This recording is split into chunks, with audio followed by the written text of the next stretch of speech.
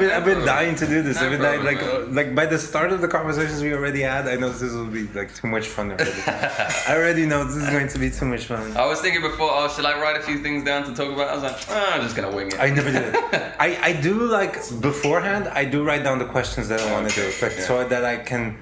Yeah, but usually I tell people like, don't worry, man. We're just having a talk, you know. And I'll get if there's a certain direction I want to go into, like I'll ask the question that goes over there. You bring us there. I'll bring you like over there. I kind of learned how to do that. It took me a while, but I kind of got to. Nice. Do you teach also a bit of jiu-jitsu and things like that? Yeah, I'm a teacher, black belt, man. Nice. I got the black belt, so I was like, I got the black belt, left Brazil. Like it happened. Maybe 2 weeks afterwards, and the thing is, it happened. Then I came here. Then I was like, okay, I'm done, because I caught it really fast. I wanted to be one of the fastest person to get it, but I think the fastest guy was Caio Terra with 4 years. 4 years black belt from beginning to end. From beginning to end, but he's exceptional. But he's was he doing like a bit of it when he was a kid, like, but not kind of teaching? From beginning to end, from zero to 100. Him and BJ Penn actually, but BJ Penn is from MMA. Yeah, of course, I know BJ Penn. And he's also he did it in 4.5 years, almost 5. Wow. But also again, an exceptional human being. So you already had a martial art background before. And plus that, and I mean, if you see BJ Penn, a couple of videos of him, he can actually like from sitting down, throw his leg over his neck without using hands and shit. So he has hyper extended. He was phenomenal. Like he doesn't look like in the best of shape when you look at him, but like he was unstoppable back in the day. It was amazing. Yeah. He was able to like bend in a way that like compressed people, which made them. You got this popcorn. I love this. He's gonna hear that like extra loud. Like We're gonna eat it here and make this an ASMR episode. When subliminally just keep saying weed, eat weed, eat weed. But then I came over here and there was this whole thing about like I had to start giving classes and I had to start teaching and I had to. It was a little bit daunting because I did teach before, but I was accompanied by like there was like 15 at least black belts around me. Yeah. You know, so it was like if I did something wrong, I heard it afterwards immediately or at the moment. Yeah. You know, I was like on the and you know how Brazilians are because you live there. Yeah. They're like, what the fuck are you doing? You're dumb. Caralho. You're dumb. Caralho. Come on, no cool. What are you making? What? Rolling. You want to get punched in the face, right? Yeah. That was amazing. But nice. We were talking earlier, and you went to Brazil. What made you go in first place? So what made me go is I was traveling a bit of South America beforehand. We did like a few little countries around like Colombia and stuff like that, Peru. Yeah. And then I came back home, and then one of my friends that I met over there, Australian dude, he carried on traveling, and he went to Brazil, and I was back home just kind of chilling out. And then he would like message me every day. He was at the Brazilian carnival and he was like, I got this hotel, man. It's like, you don't have to pay anything. The carnival's going on. You need to come back. And I was like, I only just got home like a few months after. And I was thinking, oh man, kind of does suck in the UK. So I was just like, fuck it. I'm going to go. If there's a hotel ready for me, I'm going to go. So went to just to go for the carnival. I was expecting just to go for like a few weeks or something. But I really loved the place. And then I just kind of never left. We complain a lot about Brazil. I mean, we probably notice it there. Yeah. We do love it. It's a wonderful place. Of course. There's a lot of crime and shit and everything like that, but man, it's a wonderful People know how to have fun in a different way. Definitely. I think it's because it's so bad with murders. Yeah, it's like, like this might be your last night. So let's live. You better let's have actually a live a little bit, you know? Yeah, I get that a lot. Yeah. But what... So, did you finish... was it during a studying period that you decided about... Like, you were in London, right? And then you said like, fuck it, I'm gonna go to South America. No, to be honest, I've never studied or anything like that. I dropped out of school when I was like 16 years old, and I've always kind of been... Honestly, best thing you could have ever done. I did the same thing. Yeah. I went on a little bit more. I got to university and then I dropped out. I was like, fuck this shit, nice. I'm not doing it. Nice. Yeah, I kind of just dropped out early and just kind of had my own little businesses from when I was pretty young. Like when I was... like 16 years old, I was like a bit of a ticket tout. So in London, there's like a lot of theatres and things where you can like obviously you see like fucking Wicked and like Mary Poppins and all stuff like that. And so I basically like would go into the theatres and buy like a big like lump of tickets, like bulk buy tickets, and then like sell them on the street to tourists and things like that. find like random tourists in London and try sell tickets and make a little extra buck and stuff. We might have to not say his name during the podcast because there is some illegal shit. There's definitely some illegal shit that goes down. Don't worry about But I don't mind. It's all good. I really don't mind. Our fan base is slowly growing, so it's okay. It's okay. Oh my god, that's amazing. But yeah. Shit, that's an amazing entrepreneurial skill. Yeah. So you were at school and you were like, this shit isn't for me? Yeah, it definitely wasn't for me, man. And in England, like, the school system is very strict. Like, you gotta have, like, a top button done up all the time, shirt tucked in, or you're gonna get detention and shit. Oh, you had to do uniforms and stuff? Yeah, of course, man. That's how it is in the UK. I thought I went to a Catholic school in Brazil. Oh, wow. With, like, Italian nuns and shit. Yeah, I got physically punished at the time. I bet you did. Yeah, but I needed to. No sexual things. Too bad, because that would have crossed off a couple of fantasies I had, but on my bucket list. Nice. But yeah, man. Oh, they walked around with like, we had to wear, well, uniforms are okay. We had to wear a shirt. Yeah. And what once happened was I fucked up something. I was like fucking around. I fucked around too much. That's why I left. One of them was like, she really liked me, but I did something I wasn't supposed to do. Like, I did a barbecue in the fucking classroom, and they were like, all right, no, this is Brazil, but still, you can't have a barbecue. You went too far. You went too far. It's a whole story involving that. Then she like, they walked around with like big long sticks, and I never knew what they were for. Oh, they're for beating your ass with. Yes, and not in a nice way, not in a Christian way at all.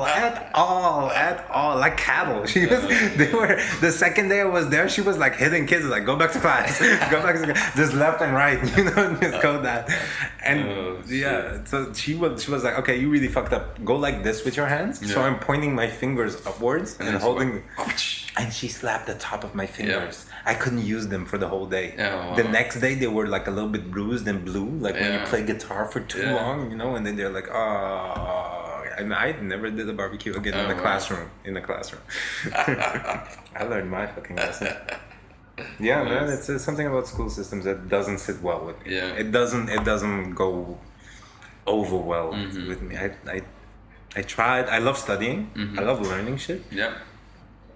Being in the classroom just immediately gives me anxiety, and my lunch wants to come up and stuff like that. Me too. I get distracted just by other people and stuff like that. To be honest, the whole time I was at school, I never really wanted to learn. But then as soon as I got out of school, then I wanted to learn. But learn the things I want to learn, not just like what someone tells me I should have to learn. So, system is fucked. Of course. System is fucked. Yeah. We should redo the whole school system.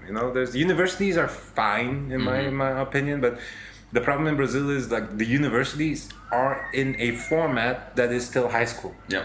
So you're in a high school format constantly all through university. And when I was like, I went through with it and I dropped out. Of course. I went like, nah, this is ridiculous. I can't do this anymore. As much as it's learning, it's indoctrination at the same time. Like, whatever they want to teach you is kind of what you're learning. Again, like being from England, they kind of teach you a warped version of history where England always looks good.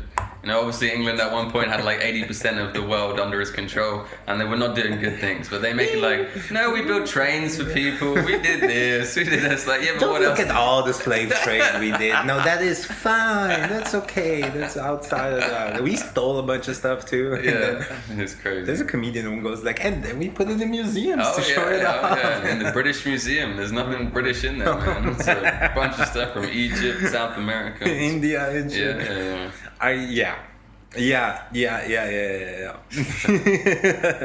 Brazil had the singular problem of every time you wanted to go to do a job, and mostly of the jobs, everybody wants a job for the government. Okay. Because it's vitalicio, it's for the rest of your life. Okay. So if you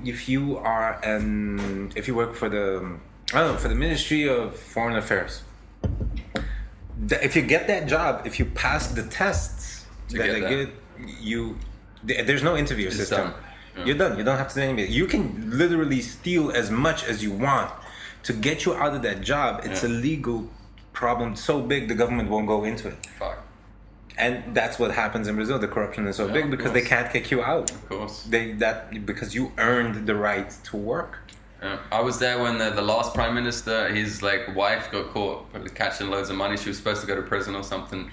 and then it didn't happen, and then there was huge protests and shit going down. I was there then. Which year do you remember? What year was because that? There's a lot of wives from a lot of prime ministers that stole a lot of shit. Did you hear about the previous vice president having a cocaine helicopter? No, I didn't. That's amazing. He had the helicopter purely to get cocaine from his own cocaine farm in Brazil. That's how big Brazil is. Back to the capital. That thing was flying like 3 times a day or something like that. I didn't know they grew cocaine in Brazil. I didn't either. Apparently the thing is they do it all in. I think, if I'm not mistaken, if I remember the story right, there is a growth of it in Brazil.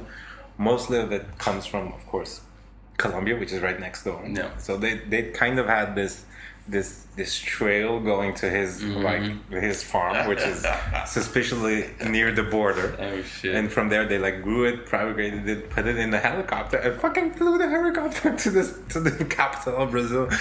Which means every single person in government was high on fucking cocaine. Yeah, all the laws were written in seconds. They were like, shit. Let's get this shit done. Oh god. But Brazil definitely had the scariest police I've ever seen in my life. Some police had eye patches and shit. I was fucking scared of those dudes. Scars, tattoos of skulls and shit. Cool. Yeah. So I actually got caught smoking weed, on the beach in Brazil. That was pretty fun. I was with one of my Brazilian friends, Pedro, and we were just kind of on Ipanema Beach. And obviously there's one bit where you can kind of smoke weed, and there's a kind of smokers bit. There's all different sections of the beach kind of. There's a gay bit of the beach, there's a smoking bit of the beach, there's a bit where people play volleyball. We were kind of on the wrong bit of the beach where the hotels were and stuff, smoking a little joint. And then police come right behind us, armed police officers, obviously. Fucking huge AR-16s or something. Oh yeah. 14s. And they caught us right with the joint straight away, and they fucking searched for our bags, and we had another joint or 2 in the bags. And then my friend was talking to him in Portuguese, trying to get us out of it or something like that. And the police officer didn't know any English, but what he did know is what he told me. He looked at me and he goes, "If I find you again, you are dead." That's what he said to me. And they'll fucking shoot. They were fucking. I believed him. I looked in his eyes. I was like, I believe this guy. I'm not going to smoke here. They're also all huge. Did you notice? Oh yeah. They're all on steroids. Yeah. You gotta be. You have to. They're fighting a war. That's the thing that we forget, that when they're in there and they're up in there, they're actually at war. Of course, man. These guys are ridiculous. Of course, and there's people just getting banged in on both sides. The police, they kill innocent people, then they want to join the gangs, and then the people with the gangs kill innocent people, and that makes people want to join the police, and then it's just growing on both sides. And it doesn't make sense. The whole narcotics shooting each other. The funny part is, in that group mentality, in that war situation, in that fighting state, you know, when group versus group, there you can't even come up with the idea of thing. The funny thing is, I opened up a gym there, and because it's very popular with A, criminals, and B, police officers. Yeah. Because the criminals are doing this, so we better get black belts ourselves. Yeah, of course, man. Everyone better get black belt with them. What happened was I had Boppy. Fuck. Not Boppy. And I was actually in Rio de Janeiro. We had 3 or 4 guys that asked me to help teach over there, just to have more bodies that are good at something, to practice with. They put me there in the middle of the Boppy, and then the Boppy was we made friends, and then because they're awesome guys, very straight. Oh, but that's scary. If they roll up in that van, you can see, I saw in everyone else's reactions, these guys are not to be fucked people around. Are no, they don't. They'll shoot you. They don't even care. Yeah, and I like their emblem that they have. It's a fucking machete, and then a machine gun, going through each other, and that's kind of what they wear. It's just and a skull. And a skull. With a fucking dagger in its head, stuck in its head. They're we are not here.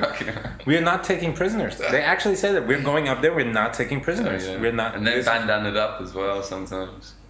Oh my god! It's tattooed up big fucking sleeve tattoos everywhere. Scary shit. Oh shit! Nicest people in the world, but very. How do I say this? Most of them, especially at the Boppy, they were very straight laced. So if you have somebody that is very militaristic. Mm-hmm. It's kind of nice to hang around these people because it's a kind of different person to be with. And on the other side, I had them in the gym, and then at the same time, which was the 12 o'clock training, which was the competitors training and the hard training and the good training, I had the criminals with them. Shit. Best friends. Best friends. They used to talk to each other. They were like, I saw you yesterday. You were doing this. You were selling that. You know, but you can't do that over there because that's my route. Yeah. Get the fuck out of my route. Just do it like 100 meters. I'm gonna armbar the shit out of you today. But they actually gave each other tips. Like they wow. were like snitching, not snitching on each other. Yeah. Like both of them were like talking, and that was amazing. That's cool, man. That's amazing. And they were friends. But then again, once they get into the group mentality, deadly enemies. They shoot each other without thinking about it. And they train with each other in the afternoon. Wow. Brazil is crazy and lovely at the same time. I have no words for it. But yeah, man, you went over there. Yeah. What made you come to the Netherlands? Because eventually, and that's one of the main reasons we're here to talk right now. We're going into the chemical part of the story. Now, also the other reason I was like, this is a good segue to get into it because of the jiu-jitsu thing. Mm-hmm. I don't know if you know, but within the jiu-jitsu and the grappling community and the MMA community, especially because of Nick and Nate Diaz. No, of course. THC has become very popular. And CBD. Very. CBD especially. Yes, yeah. The Crown Gracie and Rickson Gracie, they're notorious. Yeah, of course. They don't talk about it, but they're like, the Crown does, but the rest of the community is kind of like, no, we don't do that kind of thing. But I've had seminars with most of them, and I've met most of them. They blaze up so much. Nice. But nobody have ever had the whole idea of like eating it. Yeah. Most of them are on diets, so if you go to get some sugary stuff in you, it's not so good. You don't want brownies and gummies and stuff like that. I don't know, because the counter to it would be like fucking up your lungs, smoking things that have like bad weed in Brazil that has traces of crack. Right. Well, just a bit of THC oil. Like I also make a bit of THC oil. You can use that and just drop it on your tongue. Then therefore you don't actually have to eat any pastries or snacks or anything like that. That's probably the healthiest way to take any type of THC without any detriment on your body. Wait a minute, you separate the things? Yeah, so you got to make like a bit of THC oil, so you can use like an extraction.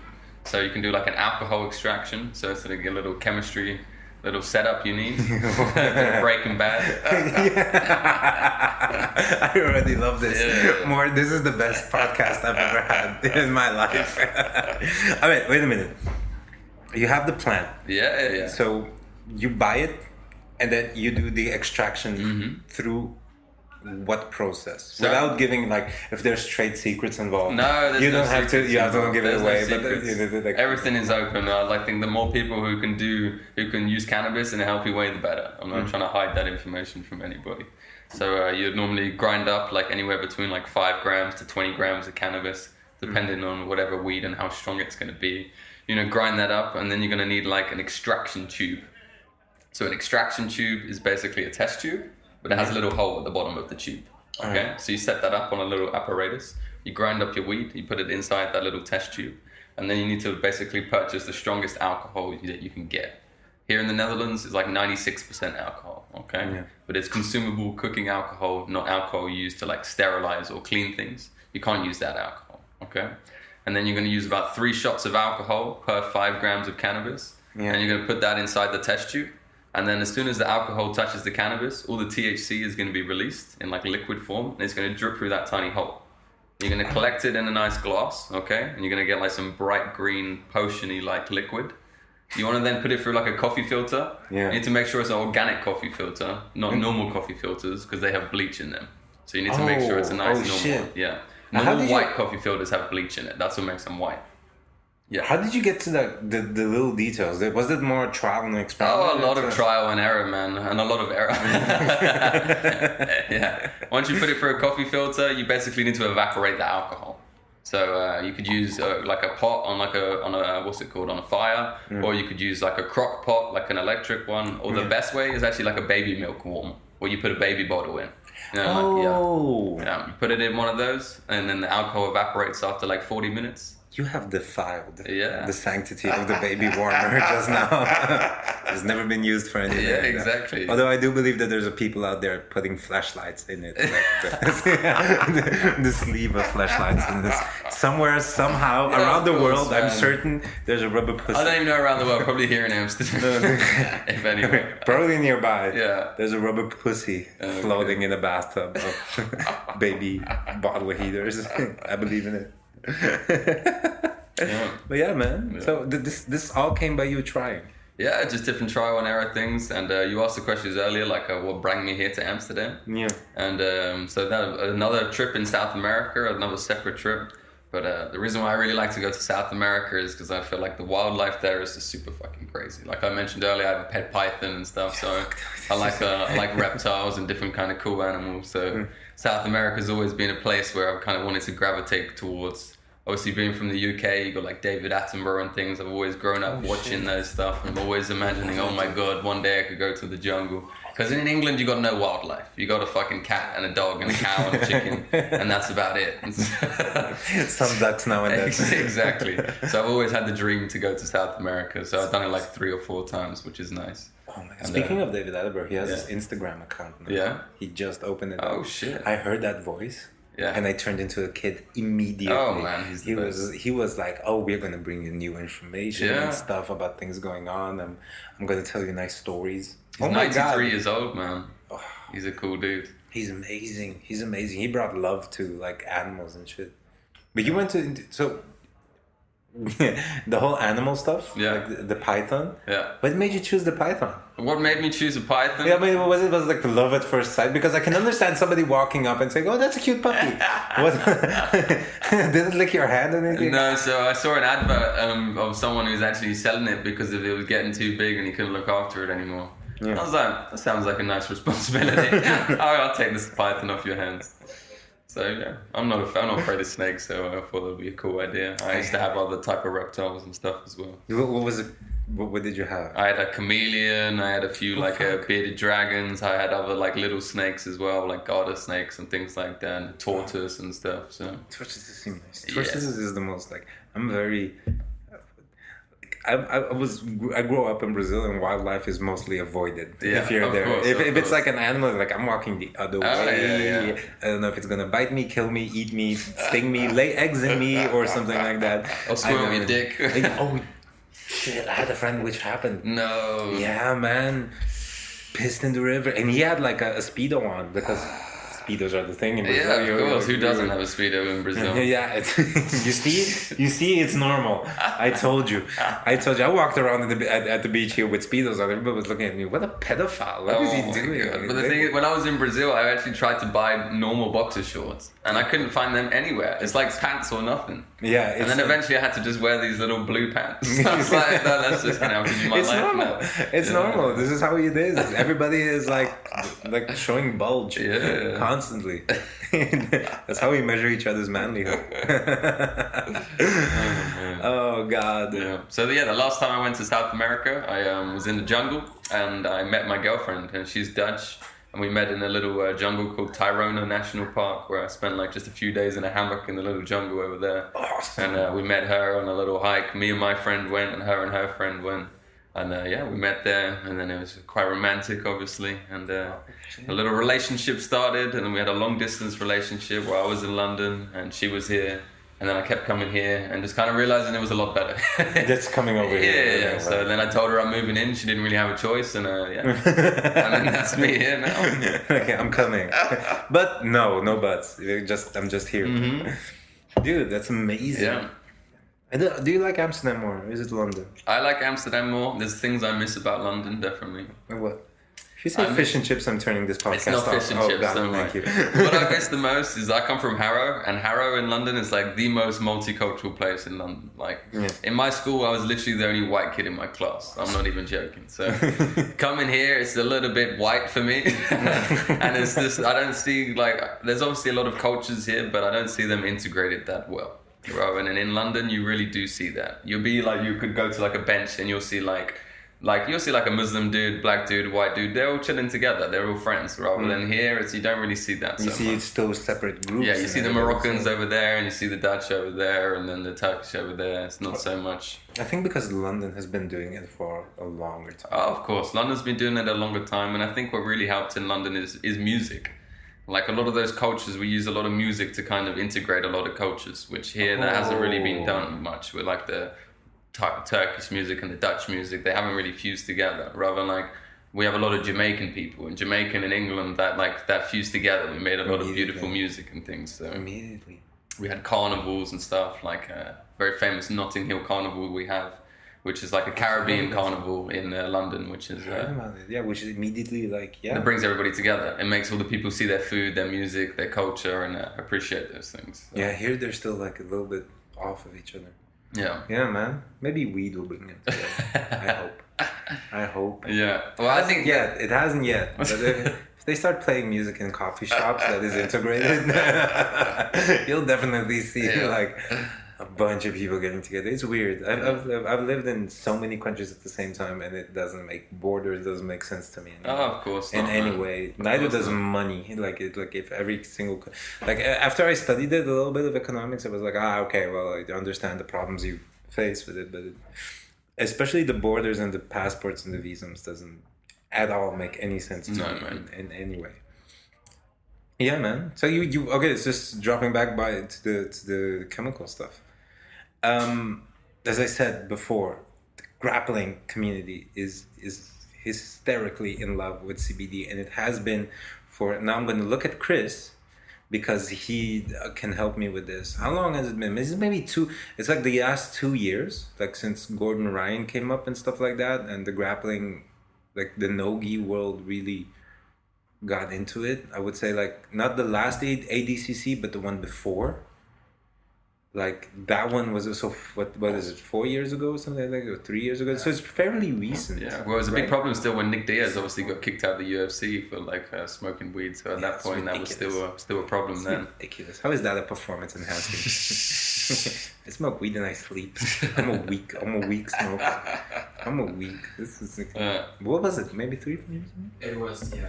Do you remember that fight though, where Nick Diaz they did the testing afterwards, and he had so much THC in his system that he must have been high during the fight, it was I think it was even in Japan, which is kind of like. Oh well. Yeah, that's not. It's really hard to smoke there. Oh yeah. But if you like weed, you can get it anywhere, man. I've never had a problem anywhere I've been. Should legalize it all over the place. I mean, at a certain point, you can't fight it anymore. No. I think the best comment I heard somebody ever give to it, they were like, if a cell phone goes off and you're in a meeting or in a car, just pick it up and talk about it. We can't ignore it anymore. I mean, it's not like unpolite or anything like that. It's literally part of your hand at this point. Of course. Like, the more you fight it, the more people will find ways to use it and do it. So just give up. The way my mind works, I think that the reason why most governments don't want cannabis legalized is because it kind of makes you think alternatively.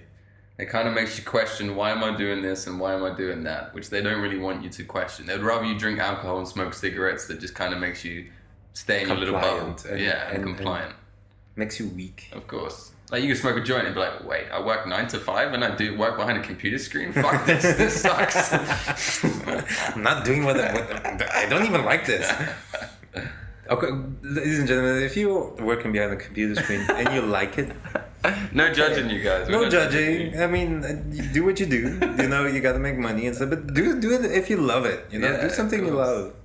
Like, don't sit behind a computer screen just to sit there. Hack somebody. Yeah, of course. Try to hack the NSA. And if you do, call me.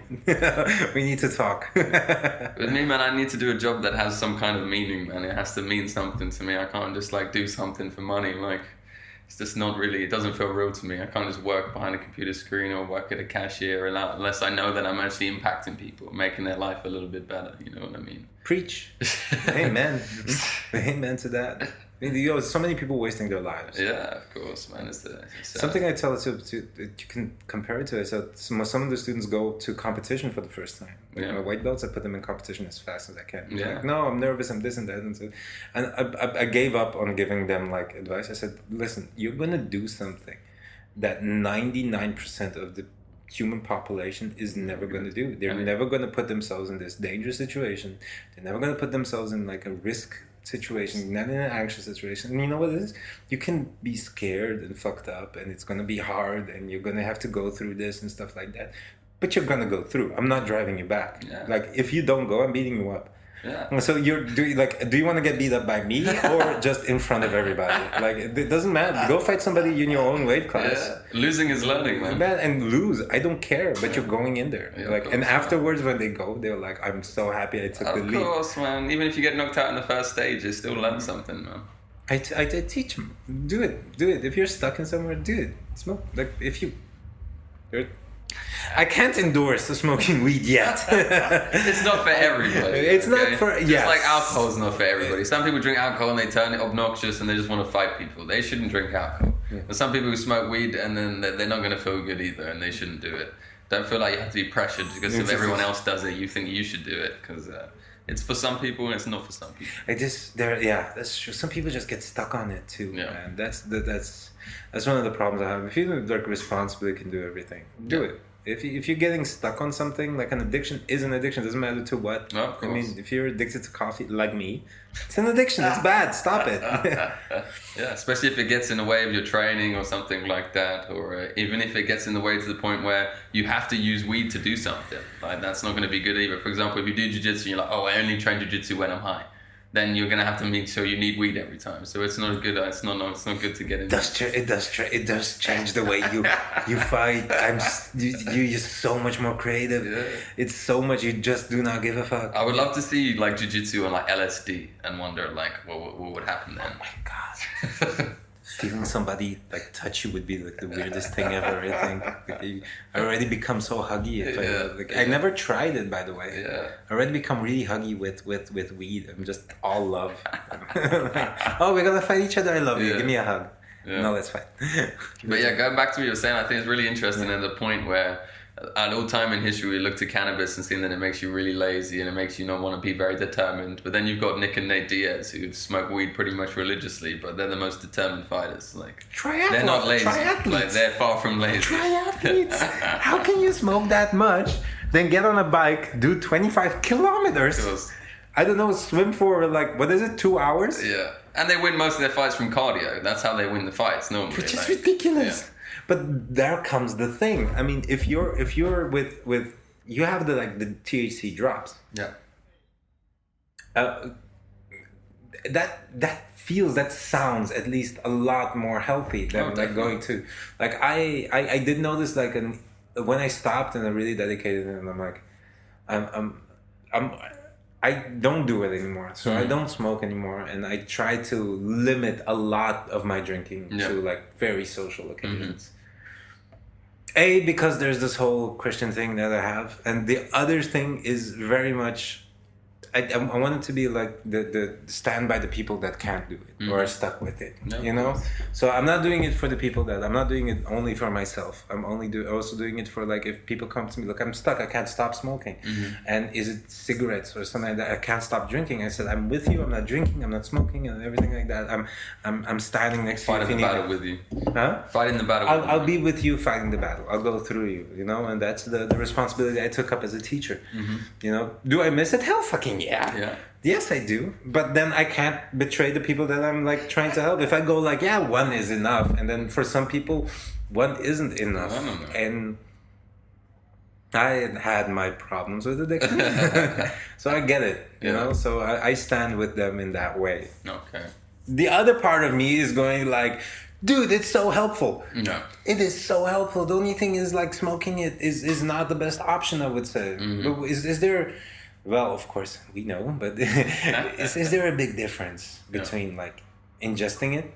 Yes. And what would you say? So when you ingest THC and you ingested it through your liver, it actually changes to a completely different thing. It changes to something called 11-hydroxide metabolite. I was hoping this was going to be said in my podcast one day.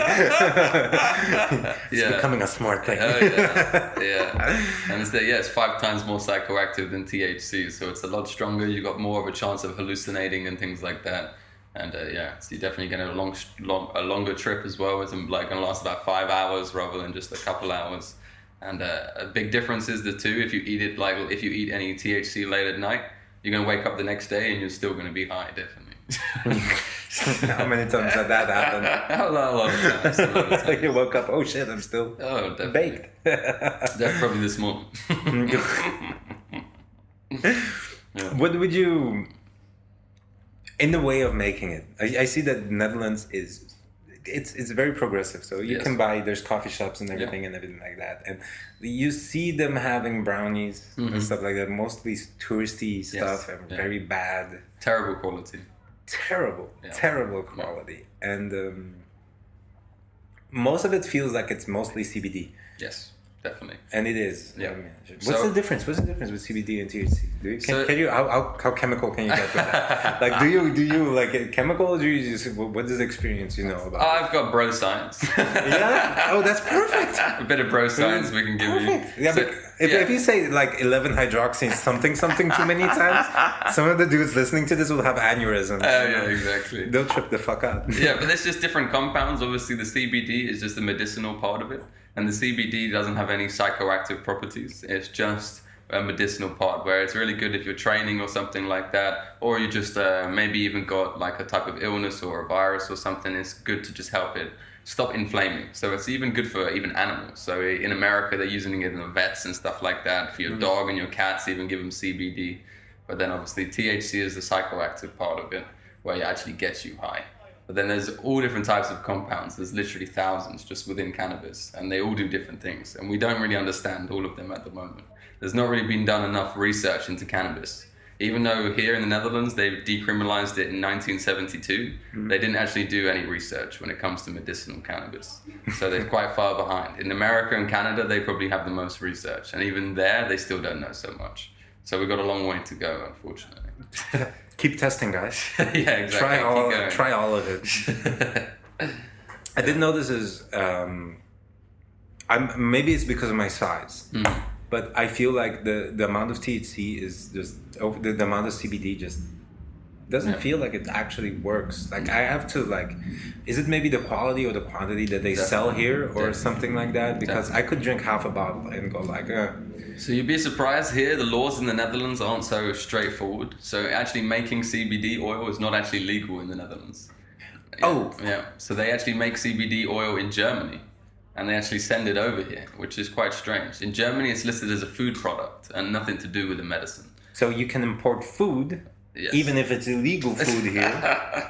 It's a little deal they got going on with the government. I think the Dutch government are actually sending weed to Germany. They're using it to make the CBD oil, and then they send it back over here.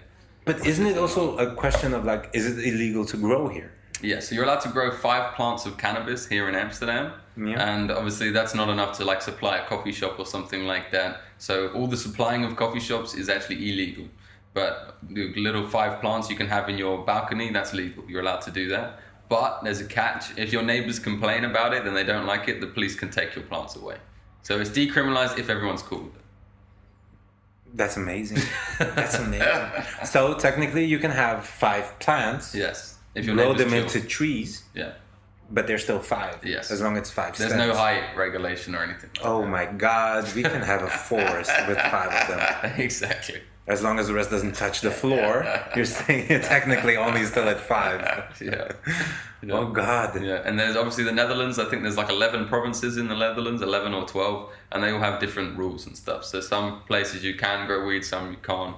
And here in Amsterdam is one of the most liberal, where you can grow it in your own house. Some places you can only grow it outside. So it's amazing. Yeah. That's amazing. Will it ever get, like, can you grow it in your house and get it to the potency of some shit that we hear outside there? Because... Oh yeah, you definitely can, but you have to be very experienced. Like, you're not going to do like first time, you're going to put a seed in there and pull it off. You're going to have to be like a 20, 30 year veteran of growing cannabis, where you really know. You know the plants, you know the ins and outs. Is there a limit of strength that they sell here at, or not? No, there's no limit of strength, but the strongest weed that you're going to get is like 30% THC, which is mostly like California weed and stuff like that. But again, California. Yeah. I mean, they're growing things that is like rainbow colored, LGBT pro stuff. It has... once somebody showed me something that was red and purple. Oh yeah. But here in America, they're also using some dangerous things that we don't really know what's going to happen. Like they're using a lot of hormones and things in the cannabis that's making it do all these crazy things. So we don't. They're putting steroids in. They're putting steroids in weed. Americans. I love Americans. Of course, there's only a matter of time. This is the first thing they came up with. Like, this is kind of small plan. Let's throw in some bull semen. Some Deca. Let's go make some Deca. Let's put some Deca in it. That's amazing. That's amazing. Yeah. It's absolutely not natural anymore. People are going like, weed is natural. Though here in the Netherlands, it's natural. It's outside. 30% THC. Yeah. How much do you need about 30% THC? Man, that's ridiculously strong. You don't need 30. Like normal weed that would grow outdoors, like naturally in a country, would be like 5% THC. Oh my god, that's 6 times over. Exactly. So it's just an unnecessary amount strong. And also, I believe like... What do you want to prove at some point? Where do you want to go with this? Yeah. People And the stronger the THC, the less CBD also. So you're actually losing a lot of the medicinal benefits by having such strong weed. So like natural weed actually has more CBD than THC, rather than all weed that's unnatural, that's grown like hydroponically or like inside like a fucking lab or something. That always going to have stronger THC and it's going to have less CBD. So it's actually better for that smoke the natural weed in like Brazil or something, as long as no one's put any weird shit in it. What made you put it into cookies? What made me put it into cookies? Or well, brownies. Or Yeah, something. What's the your preferred method of because your company is called? Yeah, so I'm Get Baked Amsterdam, and it's like it's basically a workshop here in Amsterdam where people can learn how to make their own brownies and they can make THC gummy bears, and I just basically give them a lot of information about cannabis. Gummy bears is mean. Yeah, Gummy bears exactly. is Gummy mean. bears are nice. What made you put them into like because it's not illegal? You can teach stuff. Yeah, to of other course. people. I can definitely teach people. I don't actually provide any of the cannabis myself. I meet people at the coffee shop or dispensary and they buy everything. I kind of recommend them, ask their tolerance and how often they use cannabis. And I kind of recommend them what to buy. And then we come back to the workshop and we start with the baking. I give them little information and stuff like that about like the hash and things that they're going to use, which is... Okay. So is it more hash or is it more... Yeah, so with our brownies, we use hashish rather than cannabis. Mm-hmm. Because with cannabis, there's actually quite a lot of difficulties like cooking that into butter. 1, it's going to take like 2 hours. 2, it's going to smell like fucking hell. And 3, it doesn't actually taste that good with chocolate and things. Rather than hash, it takes about 10 minutes to melt with butter. Doesn't smell too bad. And the taste with chocolate goes a lot better than cannabis. There you go. Yeah, and Also, the gummies, we use the oil, yeah. Which you get then again from the... Yes. But, all right. Then I have to ask, because this is all trial and experiment. Yeah. Which experiment did you have where you went like, shit, I'm never doing this again. I might give up. I'll put a uniform on. I'll go back to school today. I did something horrible. So, it happened to me a couple of times, so I don't know. Oh, definitely. So I used to make also like a smokable THC oil, which is like, it's similar to the normal oil that you ingest, but like you kind of cook it in a different way, so it's harder, so you can actually smoke the oil. Mm-hmm. You can smoke it through like a special bong or something like that. And I've definitely had some complications with that. I'm like, yeah. So like when you've got to like get it out, you need like a razor blade to kind of scrape the oil. I've ended up cutting myself. I've ended up getting alcohol everywhere. You can use butane, which is always dangerous as well. So yeah, a lot of dangerous things can go down. Oh shit. But in cases of, I want to say overdosing, but overdosing on weed is actually just thinking you're dying. But of course. I've had a lot of people come to my classes and they've definitely like whiteyed, we call it. And like, so that's when people get too high and they turn a bit white. And I've had that happen maybe like 5 or 6 times, and I'm pretty normal to make sure that I can keep people calm. I give them like a can of Coke. You got to explain to them just like what you said. The worst thing's going to happen is you think you're going to die. Nothing bad's really going to happen. Like you need never to vomit actually or something. do. You never actually do. Exactly. A few hours and you're going to be fine. But me myself, I've never actually had that experience. Never. No, you never had a bad trip. Never. Oh my god. No. Could you then call yourself an actual veteran? Not yet. You have to go through a war. You have to go through hell a couple of times to just say like, all right, now I get it. Yeah. No, but then I imagine you're just being responsible this whole time. I don't know. Maybe I just have a pretty strong tolerance. I don't know. I smoke a lot of cannabis, obviously, and yeah, I wouldn't go ridiculous and like, oh yeah, I'm gonna eat 10 slices of brown. I'm trying to prove myself to everyone, so I'm not gonna go so stupid. But yeah, I've never had any bad times with cannabis, luckily. I've heard about things out there, and how tempted are you to make them? Is like Death Stars. Death Stars? Death Stars. I don't even know what that is. That's the name. I'm gonna look at Chris. You know. It's a particular edible that at a time, you know Joe Rogan? Yeah, of course. So a very close friend of his, Joey Diaz. Of course, I know Joey. Right. Uncle Joey. So it was an edible, and I think the milligram was, what's like a normal dosage, like 10. 10. Right? It was like 100 Oh wow. per star. And he would often very like multiple of these in a row take these. So it's like he would trick people into taking them, and now it's like an infamous thing, the death stuff. They're gummies. There's this little gummy style thing as well. So I normally put like 1 milligram of THC in a gummy bear. Oh my god! Then people already turn white. Yeah, and then he's putting 100 in, so that's a whole nother cool game. Oh my god! Yeah, and 10 is like a normal amount, but I like to make the gummies quite mild, where you can eat like a handful. I don't want you to eat like one gummy that's going to ruin your life. Like, I don't see the point in that. I want you to like kind of enjoy the gummy bears. Oh my god, the measurement of like how much THC is in a gummy bear shouldn't be based on facial expression. If you ask like how much is there and see people go like, then you know, like, so what are you doing? How high do you need to get? How high do you need to get? That's something like, I think it's something so, I want to say juvenile, but on the other hand, I do understand this thing of going through a life-changing experience. I've never had paranoia or anything of cannabis before. I did, but it was the bad stuff from Brazil, so that might have been it. Yeah. The quality does matter. Yeah. In this case, but yeah, I was like, the paranoias I had were mostly existential. Yeah. I think the worst one I had was like breakdown crying and going like, Jesus is crying too because I'm a drug addict and stuff like that. And he's looking up at like big 90-foot Jesus. It's like, oh my god, I'm sorry. But the other part was I just came out of training, didn't eat the whole day. It was 35 to 40 degrees probably. We were in a gi, we sweated everything. I was dehydrated, and somebody came up to me, do you want a bump of this joint? That's a lot of things, yeah. And I was like, yeah, sure, why not? And then I sat down on the ground crying, telling people that Jesus hates me now. Which was fun. It was existential. It was very existential. Jokes. But man, it's if you don't take care, if you're not like, if you're just doing it to get the fuck. But yeah, part of me really does want to like try something, like when people tell me like don't eat the whole gummy bear. Like there's this tiny little gummy bear and people a little whisper in the back of the head. It goes like, just try it. Just lick it. Do it. You can do it. Take it on an airplane with you. The next time you fly back to Brazil, which is fucking 12 hours. Oh yeah, man. I wish I had gummy bears then. Yeah. I'd be popping them every 2 minutes.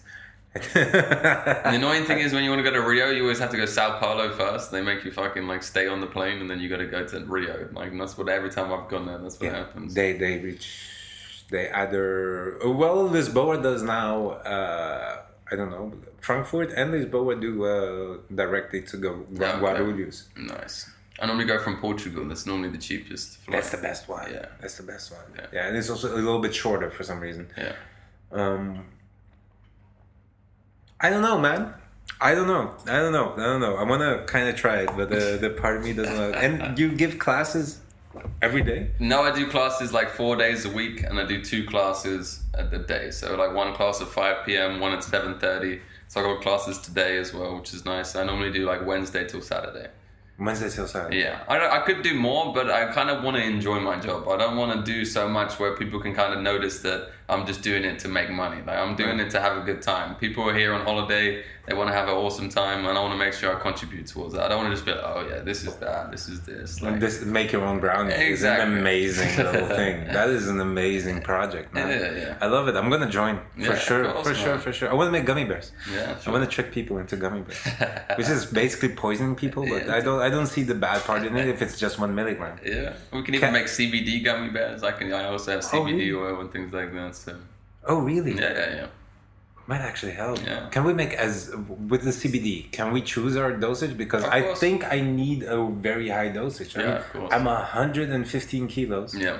So I don't think like little drops will do it. So it actually doesn't have so much to do with your size. It has more to do with your metabolism and how that works. So it depends on kind of how fast your metabolism works and how that is, and more as to how it's going to affect you. Oh, it's fucked. I did too much shit in my life. I have a horrible metabolism. It's weird. It decides on the day if it's going to be slow or fast. If it's going to work or not. Yeah. But definitely with the CBD, a lot of products here in Amsterdam or even around the world, they're just kind of relying on like it's kind of a new trendy thing. So a lot of places are selling it, but they're not actually selling good quality or actually selling enough CBD in their products. Right. So like a big famous place is like Holland and Barrett, which is like a popular here and in the UK, and they sell a lot of CBD oil and stuff, and to be honest, all the stuff there, that it's just marketing and it's just them making money. There's not enough milligrams of CBD in a lot of their products that are actually going to help you or anything. And that's a lot of places that are going to sell them in shops. Most CBD that's actually good, that's actually works, you have to buy like online. But there's actually good companies that actually like sell it, send it to your house and stuff like that. They just, it costs so much. But if you're here in Amsterdam, you buy it from a shop, you're probably going to get ripped off if you buy CBD. Or even though they're like a recommended shop. Yeah. Do you have problems? Can you properly dose everything or not? Because I think one of the problems they have, one of the reasons they don't sell more of it, more edibles here in the Netherlands. Do you know why, or is there a reason? Or it has to do with. It has to do with technically there's different guidelines of how you're actually allowed to make space cakes. So you're not allowed to just make it in any type of way you want. They kind of actually want you to use actual cannabis with weed. And they want you to actually be able to prove that the weed is in there so you can actually visually see it. So a lot of space cakes, you actually have to see like little bits of green in there. And that's probably the most legal way of actually making a space cake. All different types of way with like melting, like with the oils and the hashies and stuff like that. It gets less and less tolerated basically. But the whole space cake is all gray area anyway. There's not like a set rules of what you can go by, okay? It's all kind of gray area and like you have to just kind of ask different things to kind of get your feel around. But all the space cakes in all the coffee shops are actually sold to the coffee shops illegally. No one actually has a license to sell space cakes. There's some old Dutch guy hiding in Amsterdam in the back of his house or maybe on a farm that is actually slowly baking these things. So there's one good brand in Amsterdam, it's called Amsterdam Genetics, and they're making some fucking good space cakes, and they actually have like a Michelin star chef making the space cakes. Oh shit. But they're all made in like hidden location. Like they can't reveal who makes them or where they're made. It's all made illegally. Which makes it way more interesting to have it. You're part of the mystery if you eat it. You shouldn't have told me that. If I ever eat one again, I'll be thinking about it. I might go on a treasure hunt. Like a scavenger hunt, try to find him. Going with the microphone around with people. Are you the Michelin star man? Are you the Michelin man? You look like a Michelin man. Oh my god, that would be amazing. It's like the truffle whole thing, you know? You know, like mushrooms, no, bad, but as long as it's not on ground. So they have like... So here you can grow mushrooms as well, which is pretty cool. It's decriminalized. You can just go to a shop and buy a grow kit and you can grow your own magic mushrooms, which is pretty nice. For like 40 euros, you can grow like 500 grams of mushrooms, which is pretty sweet. I think the Netherlands is probably one of the only countries in the world that you can do that, so it's pretty nice. Any kind? Yeah, any kind of mushrooms you can grow, which is nice. They all have different grow kits for all different types of mushrooms. Are you allowed to grow cactuses as well? I don't know about the San Pedro and stuff like that, if you're allowed to grow that or not. I grow peyote. Yes? Nice. That's the only other thing I did.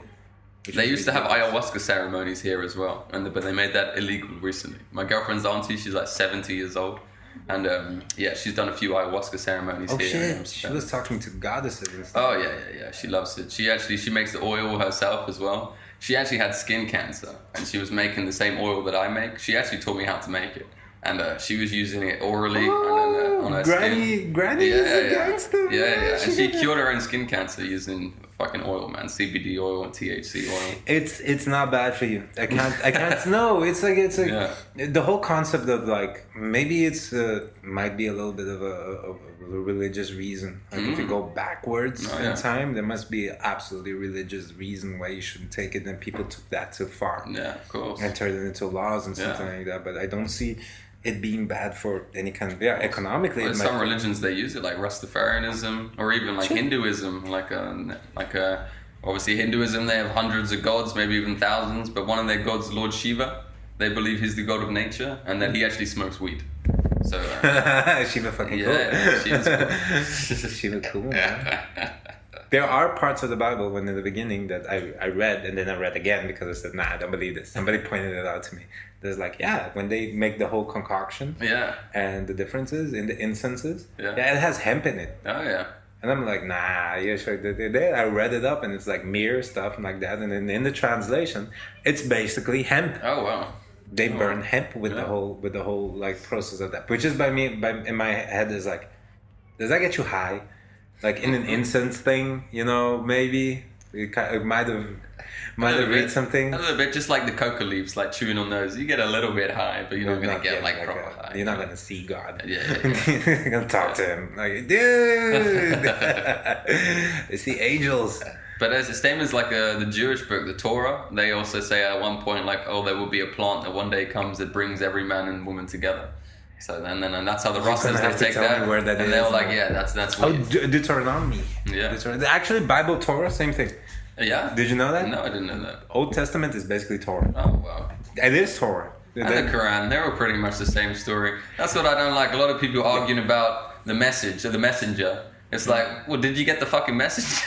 Did you know that is, and now I have to say the right thing because I'll get a lot of trouble with that. Yeah, so I'll keep it vague so that I don't say yeah. they did. There's like the very beginning of the Bible is the same in both books. Okay. And then there's a moment where it splits apart. But it splits apart. And there, in that specific moment is when, I bet you heard about the story about this, one of the founding fathers of the whole thing, right in the beginning of the book, had to bring his son up to a cliff. Abraham. He's better at Bible than me. I read the thing about 14 times now. Actually, do the whole study. I was like, yeah.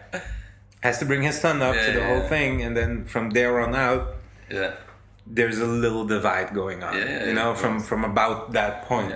But it's basically talks to the burning bush, right? Is that Abraham who talks to the burning bush, or is that someone that Moses talks to the burning bush? And that is something too that people have told me, like, it's weed. Yeah. It's weed. Well, people say it's DMT. It's the acacia bush in Africa. Yes. The acacia bush, if you burn it, actually DMT fumes come off it. So if you breathed in that, you could actually hallucinate. It opened up his third eye. I can't say this shit. I'm in the works, getting in the works. I'm actually in the works to becoming sort of a pastor. Oh, wow. Man, yeah, I'm on that. Jiu-jitsu pastor. Yeah, that's ridiculous, right? I know. And look at what I'm talking. Like I'm not. But that's the whole thing. Like people think.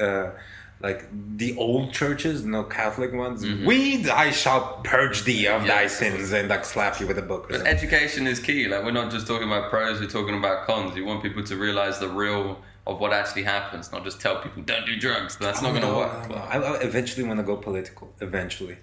But I'm working towards the whole pastor thing because I believe that there's too many extremists out there on both sides. So you're going to be even more extreme than all of them. I want to be. I want to actually take by doing these things and having these talks and talking to everybody and being open about this whole thing. Like I have my worldview, and I believe in that. Yeah. And it guides me through everything. But if I have this talks with everybody and I go through with everybody like that, I get the idea what you're coming from. Yeah. There must be a reason why you believe the things or do the things that you do. I mean, I can't say like, well, everything you do is bad. No. Yeah. I believe that people have bad actions, but that they're not inherently bad in themselves. I mean, everybody can fuck up. Then there's of course the things like, but the pedophile priests and stuff like that. I said, okay, there's outliers.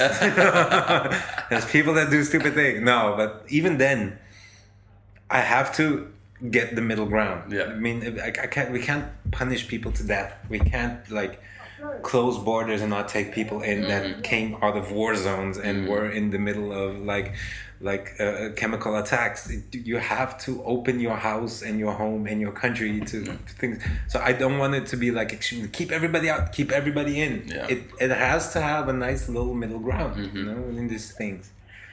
What about you moving over here? Was that difficult, moving from Brazil to the Netherlands and all the paperwork and stuff like that? Or? I'm actually very, very, very easy because my father is Dutch. I was born in the Netherlands, but I grew up out. I spent a total of, with these now 1.5 years, I spent a total of 4 years in the Netherlands. Okay. So you speak a little bit of Dutch?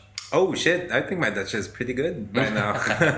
my Dutch is it's pretty good. Oh, how are you? Are you doing good? Not as my girlfriend says, not so good.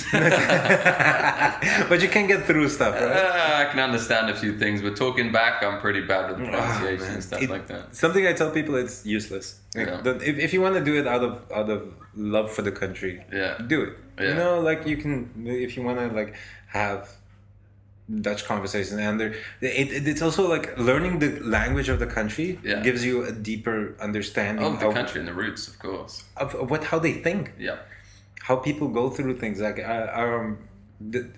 Dutch are really stingy with money. Yeah. That's something everybody told me. Yeah. But then when you talk to them in Dutch, it makes sense. Yeah. Because they come from a culture that had war. Yeah, of course.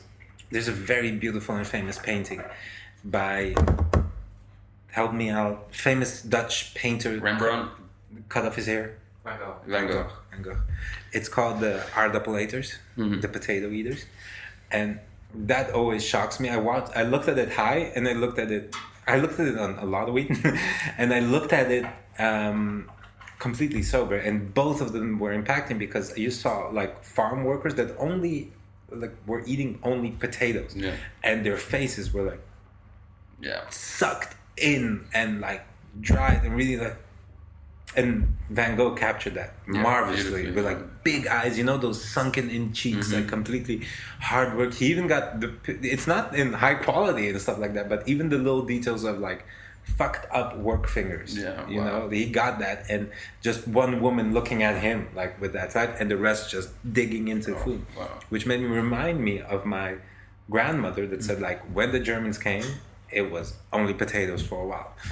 And then you go like, I understand why you save money. Yeah. I understand why you don't give away stuff because you went through that and you gave that through to your children. Yeah. Like hold on to the shit you have. Hold on for dear life to the shit. You don't know when it's going to be taken away. If war happens again, it sneaks up on you. Like I think the Corona thing is a good example how like Corona is our fault. Fuck it. Corona is our fault. The collective consciousness of everybody going like, I wish there was a zombie apocalypse. Yeah, I was like, everyone wanted it, right? You wanted it too, right? You were like, I wish some shit would go down. Of course, life was too easy for a while.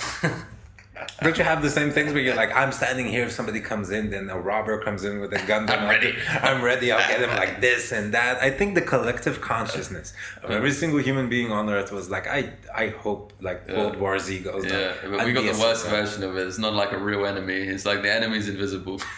It sneaks up on you. Yeah. It starts this small. Yeah. It starts this small. And that's the whole thing with war too. It was like declared on radios and TVs, and people are like, it's not real. No. It snuck up on you, and then suddenly bombs are dropping, and then you're like, holy fuck, oh fuck, oh damn, oh shit, you know, and that's the whole thing. It sneaks up on you, man. Shit. That's why I'm like, we trailed off quite a bit. Yeah. Man, but it's a wonderful piece of work that you're doing. I think that the informative part, like teaching people and going through it, and if you're going to do it, I'm not gonna tell you like don't do it. You know, it's like I can't. If I prohibit you from doing anything, especially kids, they're definitely gonna do it. Of course. If you have an option, I'd say eat it instead of like smoking it. Which one do you prefer? I like a bit of both, to be honest. But if on the healthy side of it, definitely better to eat any type of cannabis than to smoke it. Obviously, smoking's not good for your lungs unless you vaporize it. That's also a good way of going about it as well, which is nice. Is it different? The high? Definitely. It's definitely different. It feels a lot different, like as you're getting high, because you don't actually have like any like it's not harsh on your throat. Like when you smoke normally, like that bit of like harsh like thing. That's what kind of makes the high like more intensified a little bit, rather than with the vape, because you're just breathing it in and you don't actually feel it hit the back of your throat. You kind of don't notice getting high until you're already high. You don't really have that little break in between. It's just like from not high to high. You don't really have that little medium stage. So it is a little bit different, but you can get used to it. Good. It's amazing. What about the tobacco in it? Tobacco. So yeah, I do smoke weed with tobacco in it, but I don't smoke cigarettes by themselves. But I would definitely like to go without tobacco because I like to run a lot. I do quite a bit of exercise, and I know it's not good. Awesome. Yeah. You should come train with us. Yeah, I would love to come train with you guys, man. I'm leaving in the details and shit. There's a gym. I think you love the people from 10th Planet. There's a 10th Planet. There's a 10th Planet here? Amsterdam. I did not know that. He's 10th Planet. I didn't know that, man. Like, we get all like flat earthed up. We can. Eddie Bravo came like last year, right? What? Eddie Bravo was here last year. Boogie, Freakazoid, all those weird guys. They were here, man. That's crazy. They were here. They were. Oh shit! I wasn't there. I couldn't do it. But man, when I heard of them, I saw them like from a little bit. I can't believe this. I saw this dude on YouTube. Oh shit! Yeah, I love Eddie Bravo. He's funny as hell. He makes me laugh. With the whole conspiracy theories. Him and Alex Jones when they were together, that was the best thing ever to watch. That was pure entertainment. It was gold. It was Joe Rogan going like, guys, calm down, guys, sit down. He's just trying to organize Eddie, stop, Eddie. Okay, keep going. It's like trying to stop 2 12-year-olds from fucking going it was crazy. amazing. It was good. It was the best thing ever. Yeah. I have to watch that again. What do you think about Joe Rogan going to Spotify? It's an amazing thing. Yeah, if you just look at it like from what he has achieved and done. Yeah. Good for him, man. Mm-hmm. Good for him. He blew up that stuff. That's amazing. I understand him absolutely doing it. There's this culture of radio that is still integrated into us. You know, that's why we listen to podcasts. You know, those old used to. I always you should listen to this, man. If you want to get like this beautiful mindfuck. Listen to the old radio like stories where they take like 30 minutes and they go and tell you a story in more depth rather than like in our any kind of like fairy tale story and stuff like that. And most of them had those wonderful voices for it, like the old Twilight Zones. Yeah. They used to be radio broadcasts. Oh, fuck. You listen to that, you shit your pants. It's amazing. It's amazing. Yeah. But they made us believe, like in our generation, that like everyone just wants like quick news and they don't want to spend a lot of time listening to anything. But then kind of the podcast thing just kind of made people believe that that's not true. Like people don't want this fake like quick news. People want actual to listen to things like in depth and actually learn about it. Like, they want to. People want to. If they like you at a certain point, man, they'll listen to you. You can't satisfy every single human being on the earth. That's not the goal. The goal is what I said, is like connecting to people and learning. You know, I want to know. I want to understand this. You know, I want to know why it's like, when are you going to infuse popcorn? We have a bowl of popcorn in front of us, like infused butter, and then just. Which brings me, by the way, if the whole rules in making the brownies is like you have to see it, but just not garnish it a little bit, like. Isn't that a possibility? Yeah, that's definitely a possibility. Loads of people do that already. You hide it, you fill it up, and then you just like Salt Bay, like sprinkle on a little thing on it. That definitely works. People definitely do that. Oh shit! There you go. We solved the problem of eating grass. Problem solved. Like you have this beautiful fudge thing, and then out of nowhere you feel like you bite into it. No. I actually have an idea, a proposition. So there's a guy in Albert, let's have the market, Albert Kuip. Albert Kuip Market. It's next to my house. Yeah. There's a guy called there, Dan Brownie. I know him. I'm in contact with him. Already? Yeah. That's amazing. Perfect. Yeah. Perfect. I don't need to do anything anymore. Yeah. He makes some really good brownies. I'm trying to get some good tips off him. It's like trying to help me out with my space together. brownies. I talked to him and I ordered like a big box and shit. And nice. I was like, could we be sponsors maybe? Could you sponsor us? I would love like to be sponsored by brownies. Oh yeah. But he's new as well. He's pretty new starting up. So I was like, dude, I asked him, do you want to go into like, why not make like, because if you're going the route of actually becoming famous and having something more and like being like big and stuff like that, the weed market is right there. Of course, you're in Amsterdam. Well, come on. I mean, that was if you can make brownies, or even CBD. If they taste like what he makes, and I ate the vegan gluten-free one. Delicious. It's ridiculous. Yeah. Nothing vegan and gluten-free is good in the world. Warm. You can eat them cold, and they're still fucking really good. Vegan and gluten-free shit is not meant to taste good at all. It's meant to fuck you. Thank you. Thank you.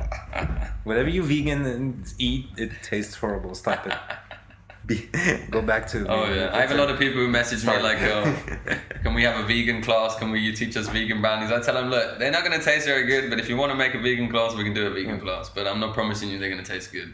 Just bite the bullet. Yeah. Just it's not like the cow. There's probably a cow somewhere that's okay with the milk and the butter and shit.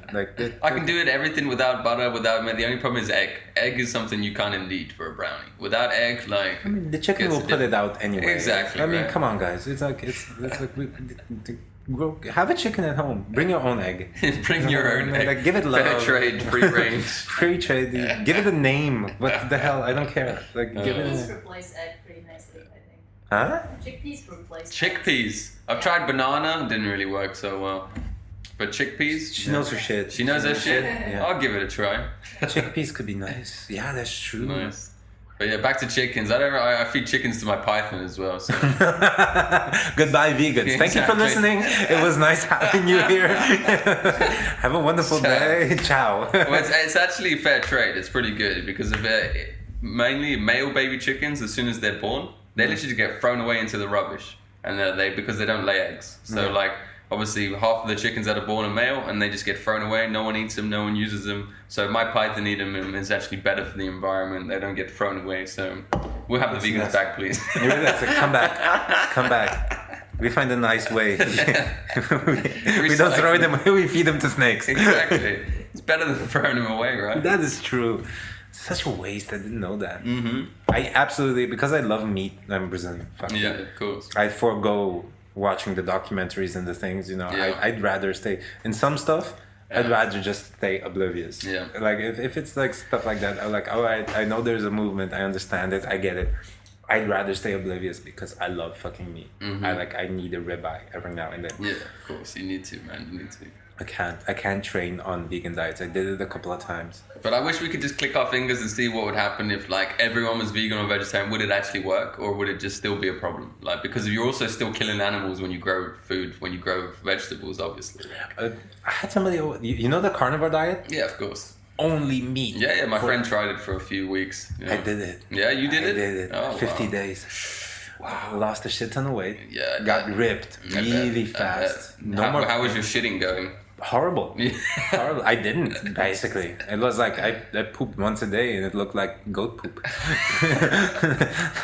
Like the amount was ridiculous. It was like shit. very like this big a guy like almost not pooping. No, my God. But perfectly fine. It wasn't like it just the amount was a lot less. Mm-hmm. But was you using sauces and stuff, or was you just straight meat? with no Straight sauces? salt and pepper. Okay, that's it. That's Okay. it. I did have the occasional like zero Coke diet. and Okay. Stuff like that. The occasional, because after a while, like after the first 4 days, you're like, fuck, I do not ever want to see meat again. And then once you push through, your body actually says that. But you can eat white and red, or only red meat. I went with everything. Okay, you can eat chicken and fish and stuff like that. People called it fuck all animals diet. Okay. That was basically it. I ate anything that was animal based, Oh, you yeah. know? So, but most cow and red and whatever, like deer and stuff. Deer is amazing. Yeah, I bet. I've never tried deer or anything like Oh, that. venison I would is like to. awesome, man. I would It's like to. gamey, it's strong. It's Yeah. strong meat. It just tastes better. Yeah. And like as a secondary option was like white meats. Also cheese. Yeah. I Okay. went with cheese and milk. So if it came from an animal, I ate it. Oh, okay. Okay. And The opposite of the vegan diet. absolutely opposite, like a protest. But before that, I had done the vegan diet for Okay. again 60 days, Oh, wow. full on training twice a day. So what, from vegan to carnivore straight? I took Yeah, the I took thing like between. 3-4 days to Okay. build it up. So I ate Okay. small amounts of meat, small amounts of meat, small. Should have done like different, like see how fast you can run 100 meters on vegan diet, and then see how fast you can run 100 meters on meat diet. Oh, I can tell you through training actually. Yeah, like yeah. with training, it was like when I was on vegan diet, because I was consuming so much, so I was constantly eating. I was constantly So your body's using that energy. constantly. I didn't get tired. Yeah. I didn't get tired. Okay. It just kept going. Weak as shit. Yeah. I couldn't lift anybody So up. you're a marathon rather than a sprint when you're on a vegan diet. When I was, basically. Pains, I still had them. Mm-hmm. I felt looser. Mm-hmm. I felt like more, Like a yogi. yeah, I was a little bit like that, you know, like looser, like limbs were looser and stuff like that. Nothing, everything more just flowy and shit. And Did you saw Game Changers? You saw that? yeah, bullshit. The whole thing is I bullshit. didn't Like, know. no, I watched about 5-10 minutes, and they were like talking about Nick and Nadia. I was like, he's not even like a strict vegan. He's like, sometimes he's a vegan. Yeah, It's not like he's always a vegan. Like, but then you can see their bodies too. Yeah. Like, I mean, do you want to fight like Nick Diaz and have your face is basically one scar tissue? Yeah. No, I don't want she's that. greater. That's one thing, and then the other when I was on so it was good. I'm not saying it's bad, but then I went to like the carnivore diet.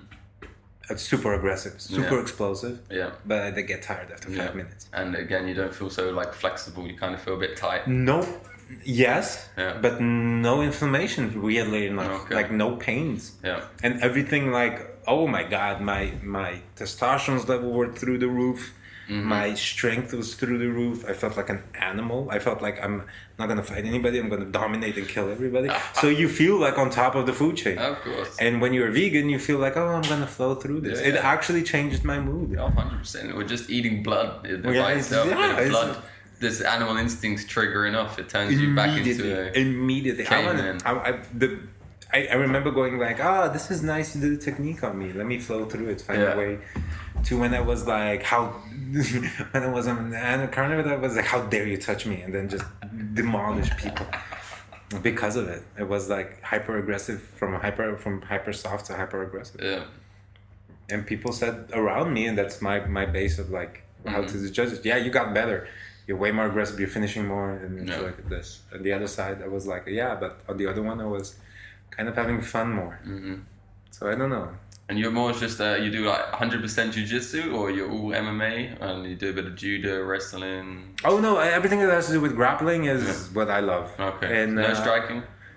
A little bit of striking. I'm done with striking. I did boxing for a long time. Yeah. And at a certain point, I was going home with headaches constantly. Yeah.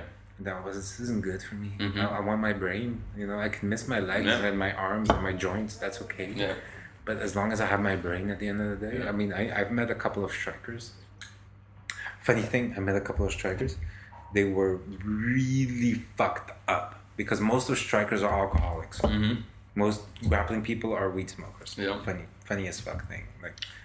And they were having serious problems after a while. Mm-hmm. They were like, they took like, you couldn't understand them anymore. Like their speech part was being fucked up. And some of them, even the famous ones, you talk to them, it's hard to understand it. Oh yeah. You have to like, one of them once made a joke. I'm not gonna say who yet.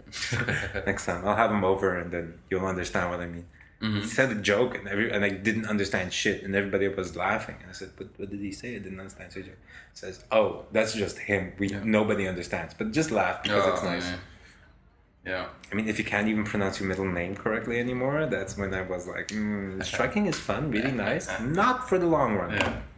A lot of them then jumped over to smoking THC and having CBD. Got a lot better. Yeah. They weren't anymore in that, like, I'm gonna get fucked up. They didn't burn away the neurons for some reason. It got better. Oh wow. It actually constructed stuff. Yeah. And my dad said the same thing. My dad, what he used to do as a job is before DVDs were about, he actually used to like hoard all the boxing videos, and he used to have like professional boxers come and pick up all the tapes from like fights and stuff like that. So we could have thousands of boxing videos from everybody, and people would come and pick them up so they can study their fighters and stuff like that. So definitely met a lot of fighters and stuff when I was younger. Not that much to remember, but yeah, he definitely told me that a lot of the fighters that he had were not so clued up, basically. A lot of people were stuttering a lot when they talk and things like that, especially back in the day where they were sparring a lot harder. People didn't really know too much about like CTE, things like that. So, which is a shame because you do realize when you're talking to them that there is a very literal and good intelligence behind it. Yeah. The only problem is the whole speech pattern is gone. Yeah. It's fucked. Yeah. It's like completely. So people have good idea, have nice ideas, know how to talk and everything like that, know how to like formulate the whole good information shit, but they don't know how to transmit it anymore. That is gone. That is completely gone. Yeah. My dad actually wanted me to be a boxer. He named me after a boxer. My full name is Thomas Hitman Hearnes Hill. No. Hitman Hearnes. That's Really? on my passport. Yeah. Yeah. Your middle name is My Hitman? middle name is Hitman. This dude just keeps getting cooler. Oh my god. Yeah. That's amazing, man. You should try to get pulled over by the police with that name. It's pretty fun. We'll go through customs. That's pretty fun. They'll go like, Go through South Hitman. America and they're like, look at it. They go, Sicario. It's like,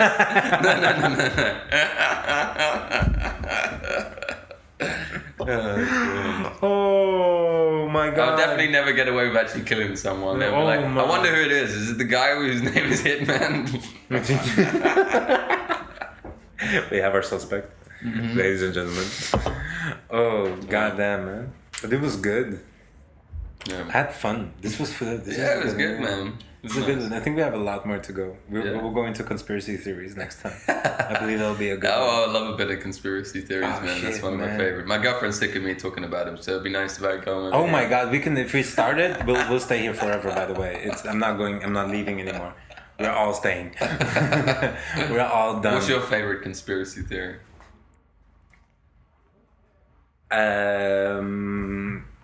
Have you heard the one? I've heard all of them. We have heard all of them. You know, in the old paintings from Da Vinci, Yeah. where there's an UFO. Yeah. That one. Yeah. And there's like the whole religion shit. Oh yeah. Aliens. Oh. And I'm like, yes, I can stand behind this. The whole 10th planet shit. Yeah. That too, like the planet Newbie, what is it called? Nibiru. Eh? Nibiru. Yeah, Nibiru or something like the that. planet that is like around us and Yeah. and then every so often the news will go like they found another planet. Yeah, right. And then you go like, oh shit, I hope it's that. I like Kennedy a lot, but then I watched the famous comedian, what's his name? I forgot his name. I always forget his name. Hitchcock, no. I forgot his name. Like he goes like back and to the left and back and to the left. He always keeps saying that, you know. Then I watched all the conspiracy shit about Kennedy, and I'm like, you know what? I actually don't really care. Epstein got me down a rabbit hole for a while. Yeah. Oh yeah. Epstein put me down a rabbit hole for a while.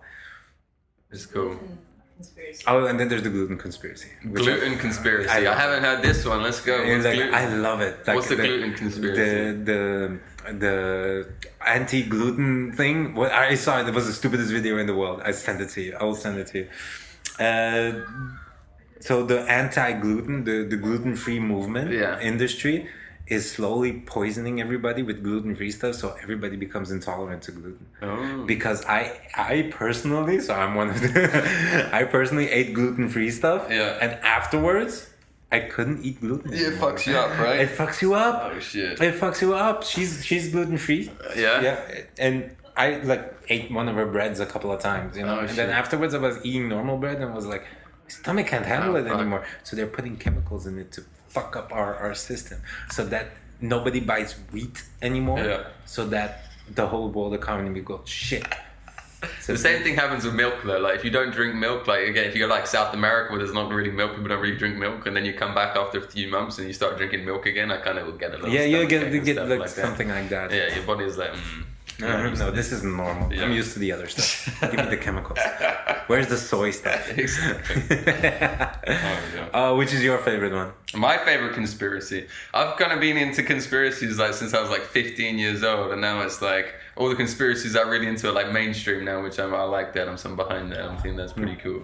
But I like royal family, like the European royal family, and kind of how they control things. I'm a bit into There's that. still like a little bit of the Rothschild. Well, of course, like all the Rothschilds? European families, they're all the same family. Like if you look at their family genetics and like their family tree, they were related at some point. So they've basically had control of Europe since the get-go, and it's kind of we all vote for prime ministers and things, but don't really think about. No one's voting for these guys who get to sit in a castle the whole time. Doesn't it have to do also with the Masons and stuff like yeah, that? That definitely went goes like back they a long found time. like Solomon's treasure and shit, Yeah. and then they created banks, and then from the banks that shit started, wasn't it? Yeah, and even Prince Charles himself, he says that he's related to what's it called? He's related to what's his name? Fucking Vlad the Impaler. No. Yeah. He's related to those guys, and like even what basically Dracula was based on. Holy fuck. There's stuff we need to watch today. There's stuff I love going into that. Oh yeah, definitely. How don't you? How do Yeah. you not like going into that? I love the South Park episode where they go like into the conspiracy stuff, and they're like, "There's no conspiracy. We're just too stupid. Yeah. We didn't understand shit." Then we tell the public there's a conspiracy, Oh, so that we don't look so stupid. Oh my god, Oh man, that's good. I loved it. I loved it. It's I nice love to this. go down the rabbit hole. Oh man, I like the Matrix theory as well. That's pretty cool. That is also there is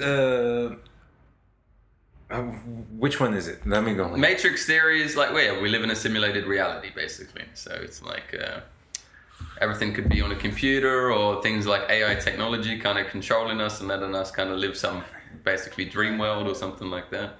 That's actual philosophy. Yeah, well, Elon Musk said it's rather happening now or it's going to happen in the future. There's no two ways about it. It's not like it's not going to happen. It's probably how to explain the world today. Like we commented on it like a couple of minutes ago, right? Yeah. So I was also saying the following. Think about it like this. If you talk about the reality you perceive, you're giving me a matrix of the reality. Yeah, of course. 100%. If that keeps going, then it's a matrix of the matrix of the matrix of the reality. Mm-hmm. So if you watch like whatever's going on in America right now isn't the real reality we're living in. It's always a matrix. That's why we don't perceive reality. We don't perceive threats anymore. Where we used to as like more primordial beings go like, that's dangerous, get the fuck out. Yeah, you know, we're like, nah.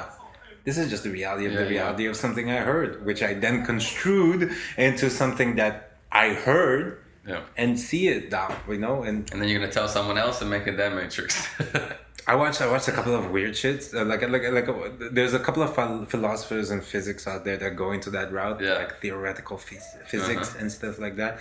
And he was giving an interview, and he was sitting there, and the interviewer asked me, "So what do you think is real?" He said, "Shit, I don't even know if you're real. Exactly. I don't know if any of this around me is real. I might be dreaming this whole shit, and I have no way to prove that's different." And you see the interviewer going like, "Oh yeah, I'm not real." Well, they had that famous. There's that famous test, isn't it, where they had like these lasers or photons go through something, and they proved that like if humans actually watch the experiment, that a different thing happens than when humans are not watching the experiment. I basically see like what marks it makes on the machine, and it shows that just by watching it, it makes a different reality. Oh, dude, nothing is real. Everything is like a waste of time, and that's why I think everything is funny. That's why you see me like constantly being happy around it, because in my mind, until we die, it's all just waste. It's a game show, right? You're just gonna have fun. Yeah, just have fun, man. It's basically everything we do is a waste of time, and everything is beautiful and nice, and just enjoy it. Why would be angry at a simulation? Exactly. I actually believe that. It sounds really fucking weird, but I actually. It's to me, it's like everything I do, the whole process of like learning and going through and having the fights, it's all just one big funny thing and having of course, fun, man. You'll be on your deathbed one day laughing about all of it. Yeah. Why would I be angry at the stuff I am? I'm like, why? No, go. At least be happy while you're doing it. I mean, you chose to do it. 100%. Ah, man, beautiful. I think we're gonna get our hands on. I don't know if we're gonna join today. We want to get our hands on some edibles. Yeah, man. Soon. That'd be cool, guys. So maybe hook up something at the end of the month or something like that. Obviously, I'm quite booked out for the next few days. But I could imagine. Yeah. Do you want to grow it in a certain direction? Do I want to grow it in a certain direction? Do you see a future, or what would be the future you see?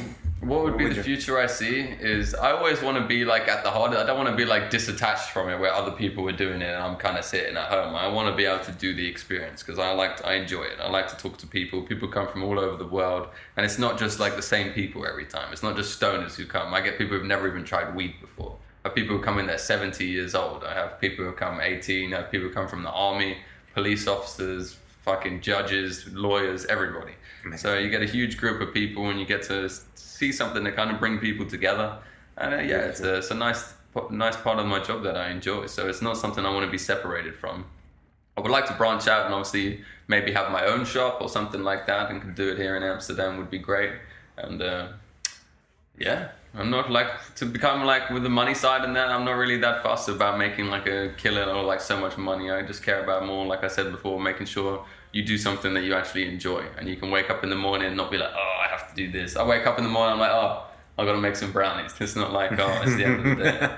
I also have a dog walking business as well here in Amsterdam, so I walk dogs in the daytime and I bake cakes in the evening. So life's pretty easy for me. That's a wonderful life, dude. The example is how I should live. You're gonna be my new guru. I'm gonna look up to you. I'm gonna call you with life questions. I walk 4 dogs around the Wonder Park, and it's really nice, man. Get up in the morning, they were like 10 in the morning. I walk the dogs around for an hour, and then it's a nice little start to the day. Shit, that's an amazing job. Yeah, it's really nice. It's lovely, man. That's lovely, guys. I mean, I can see it. I would see like, if I would have like see it like that. I would love to see a MasterChef Amsterdam Yeah. where people are cooking. Yeah, if I could have my actual shop rather than like a shop that I rent and actually be like Get Baked Amsterdam where people could come and like book an appointment or something like that and then they can like leave a deposit and make sure they come later on. That would be awesome. Man, I'm gonna get this podcast out. I hope like you get filled with people soon, like booked for months. Awesome. So Airbnb is like what I normally use to for people to book it on is the platform that I use. Airbnb, they take like 20% of my of the money that I make, but they do a really good job of making sure people come and book it. So anyone who books an Airbnb here in Amsterdam, just a normal one to stay in, Airbnb will email them and tell them to come do my class, which is pretty cool. And I'm actually in contact with the managers of Airbnb in Amsterdam. They know what I do, and I'm actually the #1 cooking workshop in the Netherlands. So they're pretty happy with my service. God damn. God damn, that's awesome. But yeah, you have an amazing service, man. Yeah. I love it. Nice. Summer man, Thomas, Yeah. Hitman Hearnes Hill. Yeah. It was an enormous pleasure. I loved it. Yeah, it was great, man. It was nice for my first podcast. I had a good time. It was chill. You'll have 100 more. Yeah, You're good to talk to. Plus the English accent just gives you a +1 every single time. I feel like my accent's gone a bit weird now I've lived here for a while. Like a lot of people, even like my friends from back home, they're like, oh yeah, you sound a bit strange. It sounds damn English to me, man. If they I catch myself saying like water and stuff like that. Where like before I'd be like water. And it's like, water. Shit, yeah. So now I'm right. like water. I'm like, it's changing slowly. Changing what I drink now. Mm-hmm. Awesome, man. Sweet, man. Well, this was it. I think we can call it a wrap. Right, guys? You have any more questions? I see you writing down a bunch of shit. I'm like... No? Do you have stuff? Actually, yeah, honestly, Go on. if you wanted to go into like the metabolism and weed, how that correlates. How the metabolism and weed and how it correlates. Yeah. So it depends on like how fast your metabolism is on how fast it's going to kick into your system. So some people can eat an edible and it can actually kick in within like 15 minutes. But then some people could actually take like 3 hours, okay? And it doesn't vary in your size. Like obviously in my class I've hosted like over like 1,500 people. And I've seen, I've seen like people from all different sizes and that really doesn't make a difference. And I've obviously make sure I contact the people after the class and I kind of see how they're feeling and see what kind of, if they got too high or they didn't get high enough, or I'd rather people get too high than not high enough, but still. But yeah, I get back to people and people tell me and it's all pretty much very individual on how people are going to feel and how long it's going to kick in and how long the high is going to last and what the high is going to be. But I'm pretty sure most of it is to do with the metabolism and things like that. So would you like slim it down to a few types of metabolism and say there's a certain expectation for everyone? And if so, what types could you like separate? So I wouldn't be able to break it down like that far, I would say, but I do get like a rough understanding of people. Like when I come and talk to people, I need to make sure that kind of, if they've done edibles before, they can tell me their experience of what happened and how much they use, and I try to make sure that they have a better time. Because you don't want people to come and get too high, because the high is going to last like 5 hours, okay? You don't want people to be too high for 5 hours. That's not an I want to get off this train. Exactly, right, exactly. There's 12 more stops. So no, I wouldn't be able to break it down to like set groups of metabolism, but when I go and talk to the people and I meet them at this dispensary, I kind of like ask them a few questions and kind of ask them their past experiences and how they felt and stuff like that. And a lot of people who come just complete fresh and they've never tried cannabis before, and those people I'd always make sure to give them a pretty small amount, and you don't want them to go too overboard. If somebody like crazy, like the people I know, they're completely ridiculous. They're psychopaths. They're nice psychopaths. Yeah. They're amazing psychopaths. They're psychopaths. Yeah. They'll probably come here and say like, I want to speak with the devil. So I recommend people like 5 grams maximum, and there has been some people who go over that limit, and obviously that's up to them. I would say, look, this is the maximum I recommend. If you want to go over, that's completely on you, okay? It's your trip, whatever you want to do. Don't bring it back to me. Exactly. I even had one person come to the workshop on magic mushrooms, and he didn't even want to bake, and he was just like, I just booked this class because I thought it'd be a safe place for me to take my mushrooms. I was like, fair enough, man. And he never took mushrooms before. I warned him before. I was like, if you're in a place where you don't really know people, you might have a bad experience, but everyone was really cool and he had a good time, and it was a nice experience. He was like washing his face like in the bar. I could just hear him laughing. I was like, this guy's having a good time. Yeah. Oh, goddamn. That's an amazing ending to the whole thing. Ladies and gentlemen, we had Thomas Hitman here. I'm still amazed with the name. Thank you so much from Get Baked. I'll make the intro later on. I think we can call it. We're gonna call it. Thank you, my man. Nice It's one, done. guys. Lovely. That's a wrap. That's a wrap. Wait.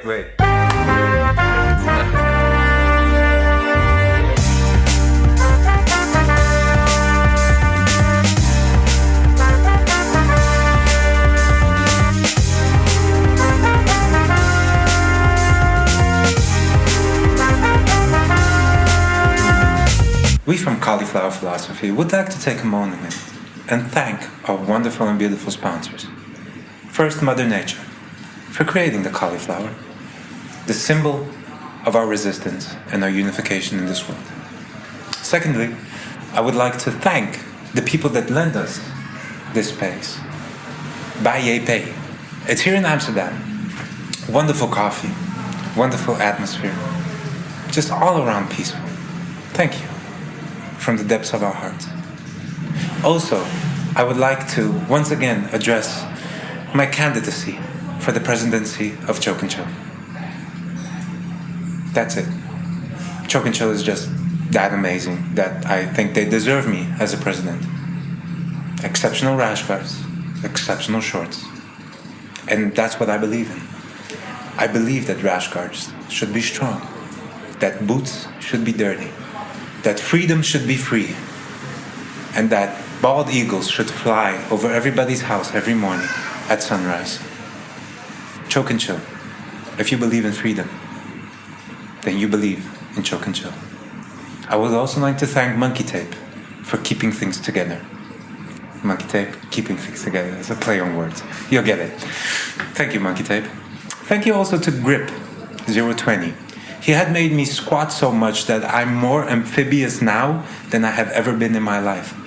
I'm partially frogman just because of that much squatting and strength training. Thank you, Grip. You're an amazing guy. And that's it. Also, thank you, ATC. If it wasn't for you, this would have never started. We had never known each other, and we had never grown to be this awesomely strong community. The place, a home outside of our own home. Eat more cauliflowers. Thank you very much.